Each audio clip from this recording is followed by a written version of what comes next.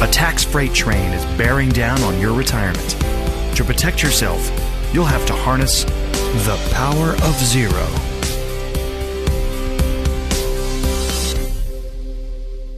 Welcome to the Power of Zero show. This is your host, David McKnight, best-selling author of The Power of Zero. Look before you LIRP, the Volatility Shield, tax-free income for life, and the soon-to-be-released The Infinity Code. If you're looking for someone to help you navigate all the pitfalls that stand between you and the 0% tax bracket, head over to davidmcknight.com. I'm happy to connect you with a member of my elite POZ advisor group, among the very best tax-free retirement planning specialists in the nation, trained, vetted, qualified personally by me. If you are a financial advisor and you're looking to level up your game and adopt Power Zero principles into your financial planning practice, why not head over to powerzero.com, opt into the free 3-part video series. At any point during that series, you can set up a phone call to chat with our team. If you're looking to buy any of my books in single copy, you can always do so at amazon.com. That's the best way to do so. And if you're looking to buy my books in bulk, you can do so at davidmcknightbooks.com, where you can mix and match titles and achieve bulk discounts. Would always appreciate a follow on Twitter. It's at McKnight & Co. That's at McKnight & Co. Or on Instagram at David C. McKnight. That's David C. McKnight. And would also love a subscribe on my YouTube channel, which is aptly titled David McKnight. That's David McKnight. All right, today we're going to address this ongoing question that will occasionally rear its head in our industry, and it's simply this. Is growing your money within an LIRP better than growing your money in the stock market? And to set the table for this discussion, I'm going to tell you a quick story. A couple of weeks ago, I was sitting down at breakfast. I was at a conference in California I was speaking at, and an attendee at that conference happened to be at the table across from me, and we began talking about the LIRP. And the conversation went a little bit like this. He began lavishing praise on the LIRP and talking about how it was the perfect Swiss Army knife type investment. It was literally the panacea, the silver bullet, if you will. And if everybody and their dog started using the LIRP, we'd have world peace and the world would just be a better place. He couldn't understand why more people didn't make it their only investment tool, to the exclusion of every other tax-free investment alternative that the U.S. tax code allows for. Well, if you've hung around me long enough, you know that this is the type of conversation that sort of raises my hackles. I am extremely leery of anyone who talks about the LIRP in those terms. Anyone that talks about the LIRP in terms of it's the holy grail of financial planning, in terms of it's the Swiss Army knife, it does all these different things, and it's really the only thing that you really need. And this type of conversation typically glosses over the LIRP's limitations and magnifies its perceived benefits. Now, I think you should be extremely wary of anyone who approaches you with this type of situating the LIRP within the broader financial planning picture. Anyway, so he continues to tell me a story about how he had approached someone a few weeks earlier and trumpeted the benefits of the LIRP. He would do so in the following way. He'd say, "What happened to your 401k in 2008? How long did it take you to recover? How much heartache would you have spared yourself had all your money been in the LIRP, where you would have had a guarantee against market loss?"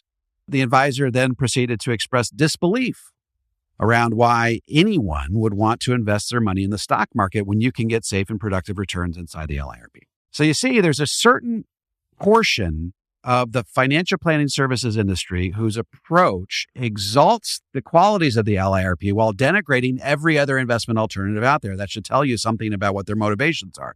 In fact, there are even advisors out there who call themselves Power of Zero advisors who talk about the LIRP in those terms as the only place you should be investing money. Forget the Roth 401k, forget the Roth IRA, forget about the Roth conversion. The LIRP is the end-all, be-all, end of story. I don't want to have any other sort of discussion.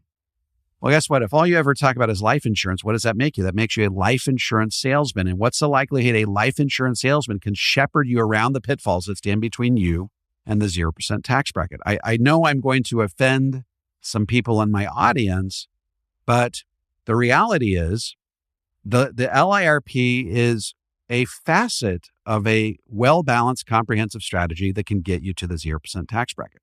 So if you have been listening to my podcast long enough, this shouldn't come as a surprise to you. This shouldn't come as a surprise to you how I feel about this LIRP-centric approach to tax-free retirement planning. The Power of Zero strategy calls for multiple streams of tax-free income, none of which show up on the IRS's radar, but all of which contribute to you being in the 0% tax bracket. You know, a typical POZ strategy might call for a Roth IRA, a Roth 401k, a Roth conversion, taking money out of your IRA up to standard deductions, tax-free. And then, of course, the LIRP. And then, of course, if your provisional income is low enough, then your Social Security also becomes tax-free. So when we're talking about those first four streams of tax-free income, the Roth IRA, the Roth 401k, the Roth conversion, and then the RMDs up to standard deduction limits out of your IRA, how are those investments being invested? Well, they're being invested in the stock market. And chances are you're using asset allocation, some sort of stock bond mix based on your age and investment horizon. And this really is a proven way to mitigate market risk over a lifetime. And will you experience downturns in the market periodically, like in 2001 and 2008? Almost certainly. That's part of the deal, right? But I love what Nick Murray said. He said, the stock market is a permanent upward trend punctuated by periodic downturns. Those are our bear markets, right? So, and those downturns, if you look back historically, they happen about every 5 years, 2 to 3 times in a 10-year period. That's about when they happen, and it's fairly predictable. The problem is that life insurance agents who are only licensed to sell the LIRP use fear-mongering to persuade people against investing in the stock market. Do you realize, for example, that had you been in the market in 2008, or did you realize that the decade of the 2000s was a lost decade, or whatever other fear-mongering approach they might bring to bear? This approach does not appreciate the broader role that the stock market plays in a balanced approach to tax-free retirement planning. It does not appreciate the role the stock market plays in helping stretch your retirement dollars through life expectancy. So what happens if you adopt a strategy where you exclude the stock market as the main engine of growth in your portfolio? Well, you're simply not going to generate the returns necessary to make your retirement savings last as long as you do. The LIRP, particularly the LIRP in the form of the IUL, Index Universal Life, generates net of fees between 5 and 7% annual rate of return. I don't think that's sufficient to stretch your retirement savings through life expectancy. Could you magnify those distributions by way of variable loans, which I talk about, by the way, and Look Before You LIRP? Sure, you could, but simply put, the LIRP is not designed to be the primary source of retirement savings. It's designed to be a supplemental source of retirement savings. And if you're a tax-free retirement planning specialist is not couching it in those terms, then there's a really good chance they can't effectively shepherd you around the pitfalls that stand between you and the 0% tax bracket. Okay, they're looking to sell you a life insurance policy. And this is not the type of planning that we advocate for. We advocate using the LIRP in prescribed circumstances.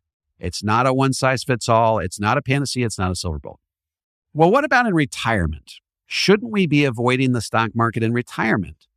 You don't want to take all that risk at a period in your life when you can least afford to lose money, when you can least afford to sustain these massive losses in retirement. What about sequence of return risk? If you take money out of your stock market portfolio after, in the year following a down year in the stock market, you could go into this death spiral from which you never recover.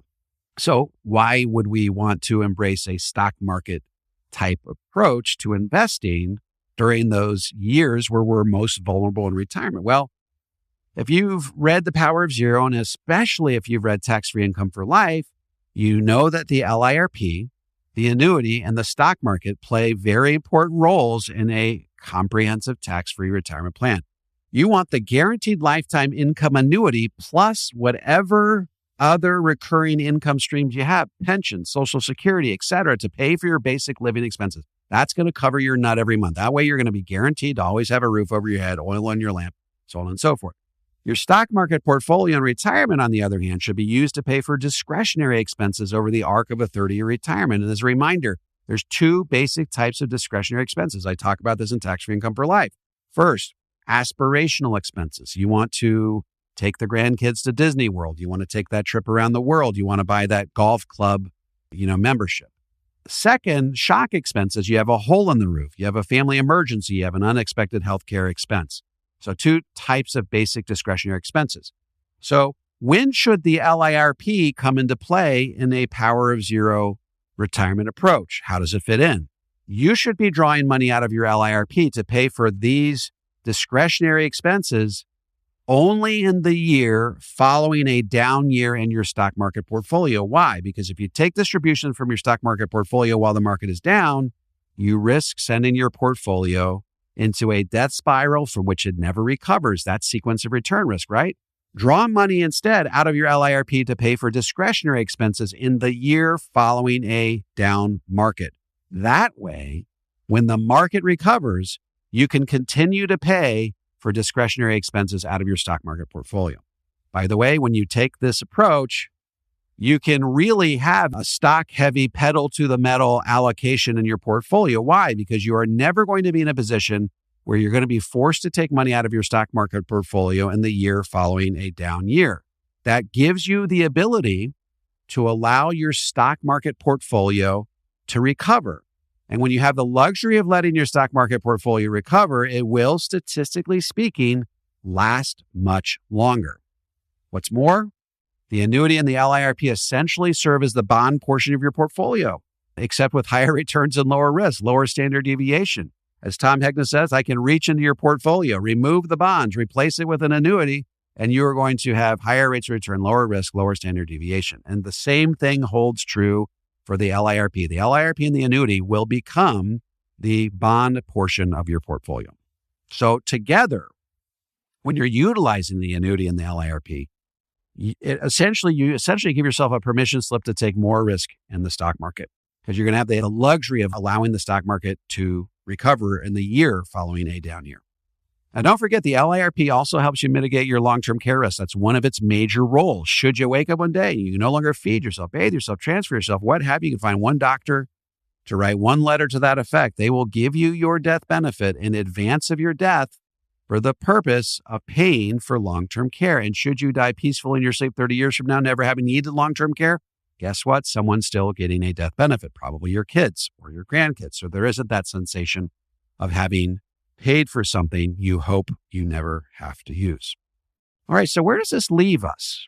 In summation, there is a certain segment of the financial services industry that would set up a certain dichotomy. It's either the stock market or the LIRP. I have to convince you of the evils of the stock market so that you will feel impressed or even compelled to buy an LIRP. To me, that's a completely false dichotomy. The approach we really should be taking involves the stock market and the LIRP. They both play an absolutely indispensable role in a thoughtful, comprehensive, well-balanced approach to retirement planning. Okay, folks, that is the show for today. Once again, if you're looking for someone to help you navigate all of this, help you implement these principles in your retirement so you can mitigate tax rate risk, you can also mitigate longevity risk, which, as we've discussed in past episodes, is a risk amplifier or a risk multiplier. If you want help navigating all of this and mitigating longevity risk and tax rate risk in the very same financial plan, head over to davidmcknight.com. That's davidmcknight.com. And if you are an advisor who wants to level up your game and adopt these principles into your practice, head over to powerofzero.com. Opt into the free 3-part video series, which teaches you how to transition your practice to a Power Zero type practice. And at any point during that video series, you can click on the link and set up a call with us. We're happy to have a chat with you. All right, that's the podcast for today. I really enjoy you being with me week in and week out, and I look forward to chatting with you same time next week.